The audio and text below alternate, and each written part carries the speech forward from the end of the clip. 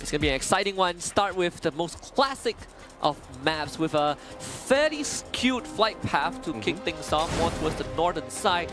Expand has been pretty comfortable with their usual drop spots. Thankfully, even during the group stage, not contested too much. But I wonder what the other teams are going to do. Are there going to be any adjustments? At least for Expand, seems like they will keep to where they are used to going the most. Homeboys, though, are going to head towards that shipyard. Peak and Hangar recently did get a patch update because some of the players were feeling like a couple of those zones within the areas of Peak as well as Hangar was giving an unfair advantage to their opponents, where you get to hide yourselves, get a good line of visual, but not really be able to be shot.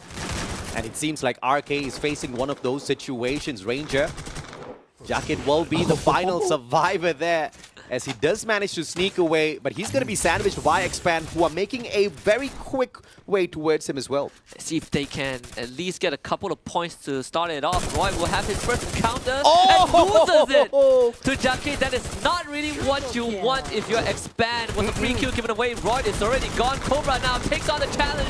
Barely gets the drop, but only has 3 HP left. Thankfully, receives some backup for that point. Tatsuya wasn't used at all. Expand does have a opportunity to pull a quick recovery. Too fast. UMP in hand, spots out another player, and it's the Mac-10 once again going for that surgical strike. Roy and Too Fast, both down, same gun. It is the bane of their existence. Cobra trying to pull a recovery here with the Trogon, but it's once again that Mac-10 in the hands of his opponent Han. Man, if you're committed to this, you have to make sure that you win out, right? Yeah. Ranking Esports, they're out of this. They don't not want to be a part of this fight anymore.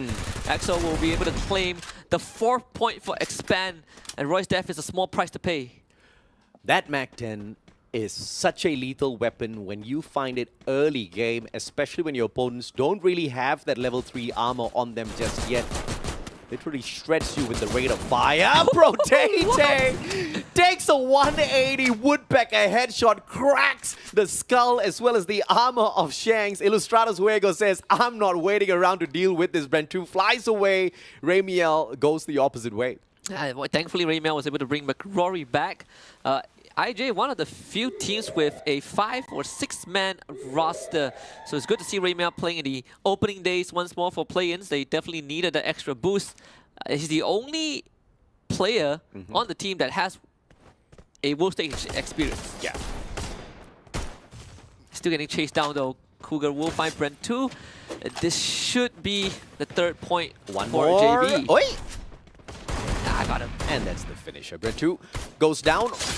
And I believe there was a revival. So 2 players left here for Ilustrados. Ramiel that just got back has to deal with Shut Up as he approaches. McRory's going to say, wait for me, sir. And Ramiel tries to join him. As Brent2 gets brought back by McRory. So big work by the squad. And Ilustrados Juegos will go ahead to survive.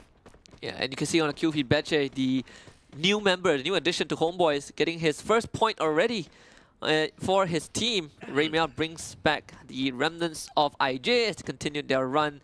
Shadow will do the same. So far, just some opening skirmishes, but only one team really got knocked out. Thanks to the recent updates, you've got so many more of those Free Fire coins within each and every single game, which makes those revivals so much more easier as opposed to the past where you have to scurry all around the map looking for some coins. Now, with every single elimination, you get a guaranteed 100 points. Which is great. Every 4 or 5 eliminations, you get one guy back, and that one right through the glue wall. An easy shot for Hong Ang. No secure just yet, though it's just a lone ranking esports member, so it should not be a problem for PE to deal with. Ice grenade. Barely tickles Nero. Waiting for that circle around as Kabi gets a little chink in his armor. Nero goes for the finisher. Trogon doesn't have the flank on the left. Steps on out. A little bit of chaos, but will find the knockdown either way. SP Esports continues to torture VGM, who have been spread all across the map. Yeah, VGM not able to catch the break at all. Had an early skirmish in a 3-way fight and now getting hunted down by PE. And Ranger runs into Ranking Esports again, saying what goes around comes around. Then Ranking Esports claiming a member of them. VGM Brunier also getting shot at. It's either PE or RK, but either way, he is trapped in the middle. Yep, Brun's gonna say goodbye to everyone. Fingers crossed he's not the final player from the squad as Shut Up and Limit continues to pick up a couple of scores for themselves. So JV Esports off to a hot start in this lobby. Huang continues to try and take a couple of pot shots on Brunier, who will be able to gain enough distance. VGM, after all of that, only realistically lost one member. The rest of them brought back. On the other hand, Todak now making a beeline to find their very first challenge, and it's against PE in a crucial spot in Mars Electric. Todak, a team that scores an average of 45 points across a play day. They're going to hope to score much better than that in order to get to the top 6. As McRory doesn't manage to get away, JV Esports continues to rack up those numbers. 10 eliminations already made into 11. It is going to be a pretty easy run if they can catch Ramiel as well. The M82B in hand. AUG goes up against him. Brentu and Shanks backs away as 3 other players from JV catch up. Man, JV is the bane of IJ at this point. Homeboys are already wiped out, courtesy of reverse red, as JV continues to get as much point as possible. This is them on a good day. 11 eliminations, and there's still a couple more bodies ready to be claimed. Brentu trying to regroup with the Shanks, but on top of the roof, and with members of JV around them, this could be the end of IJ. In the past, if you are outside of the blue circle, the only thing you need to worry about is your health. Now you have to worry about your health as well as recovery. For every 5 seconds spent outside, your recovery goes down by 10%, up to a maximum of 30%, which means the moment you step back in, you're going to have a little bit of time catching up on your HP. And this should be the end of IJ. McRory, I believe, is the last man standing, and he is as far away as he can be. Brentu will bleed out on top of the roof, and IJ somehow is still in the game, but you look at JV Esports, they have 13 points already. They already got a booyah. You gotta hate it, man. Axel, Artemis, long shot, Woodpecker, you gotta love it. Also gotta love those coin machines all across the map now. Once again, a new addition, just to make sure the teams find coins much more easier. Revivals get easier, which means a more hectic battle for all of us to enjoy. A lot more points available on the board as well. I think we get an average of 80 kills per game, despite not having much knockdowns. But you see a lot of the revivals that on the stat board. Yeah. JV finally making their move on the map straight into the circle. Might come in contact with Poco Stars. You see VGM going for the binocular scans a bit far away from where they would like, so they do not know that JV is there. Well, the recent adjustments do make such a huge impact towards those final few circles as well. Remember, Husky, we used to see some of these final second revivals, and the guys that get revived come back with nothing. Yes. Now, you do get to carry back, I think, about 30% of your Free Fire coins up to a maximum of 300, which means the moment you land back in there, if there's a vending machine, you still have a lifeline. You still can make a play. Yeah, which is great. I think it gives you a second chance, right? Yeah. Final circle revivals are the worst because you're giving 3 points away. Yeah. Barring that one time in FFWS by Expand, but that was kind of a isolated case. Heroics by Crime MKS to bring his whole team back, acting as a punching bag. And Falco has been adjusted a little bit as well. So in the past, Falco used to allow you to land faster than your opponents who are not bringing in Falco as a pet. Now, everybody's landing speed is exactly the same. Falco does not have that effect anymore. But what it does is it disables your opponent's auto-aim when you come back in on the flight path. So if you've got the Falco and you've got a final second revival in that final circle, nobody's going to be able to shoot you out of the air anymore, which used to be those disappointing moments in that circle. Yeah, where if you fly in when the circle is small enough, you know you're going to get shot down. Yeah, and this just makes the picking of your pets as well as your active and passive skills just so much more minute, right? I mean, just the simplest of mistake of focusing on Beaston for that range in grenade throws versus Falco, which might or might not help you out, is a really big gamble. But if someone still shoots it out of the air, that's a testament to skill. I tell you, Makes it so much more satisfying to see. I wonder if we're going to find something like that, because I'm sure we do have some sharp shooters here. Eventually we will. Eventually that day will come. Todak will have to meet their maker though. It's VGM right in front of them. And in fact, VGM is the one who needs to pass through Todak, but they do have that high ground. Todak playing this really smart, just dragging out all of those glue wall melters, just baiting them up by poking their heads up a couple of seconds and then quickly disappearing, repositioning. So they've done this really well thus far. Brilliant. has got one grenade to play around with and a fantastic tag onto Zen and Victory. This guy, insane with the aims. Noki 8 HP, Trogon in hand. He better not go down in this way. I mean, Zen has already been taken out. Brune is doing everything on his own, just slowing down the pace of Toda and Noki, the second one to get found out inside the building, try to infiltrate VGM spot. But this crib is out of order. Toda get wiped out.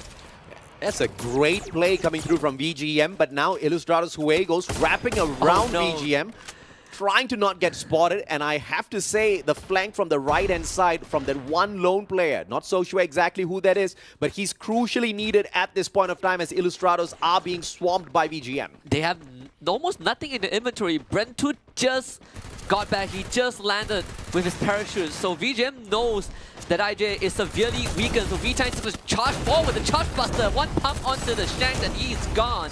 Kabi will also get one to Macquarie. VGM, they do lose 2 members though as JV Esports decides to be a part of this drama, but IJ still trying to hold on to DLI. Brentu finally able to pick up a long-range weapon right through the head of Ranger to get the knockdown. M82B, the penetration of those glue walls really clocking it in for Brentu, but no eliminations just yet. That's yet another knock, but can he get the finisher? Can he get those points before he gets caught with his pants down as VGM's just right behind his doorstep? Yeah, 2 knocks but no confirm, and this is starting to get a bit tough for IJ, but AV Radicals also facing a challenge of their own. Godkai decides to commit seppuku and blows himself up instead, and this should allow Team Flash to clean things up. AV Radicals losing the whole squad and got nothing in return, but it's not done yet for Team Flash as they are now getting pressured by PogoStars. Like shooting fish in a barrel, that was just way too easy. Tossed in a couple of nades to make the job that much more easier. BO though, Team Flash, the Vietnamese squad waiting for that opportune moment. Charge Buster in hand.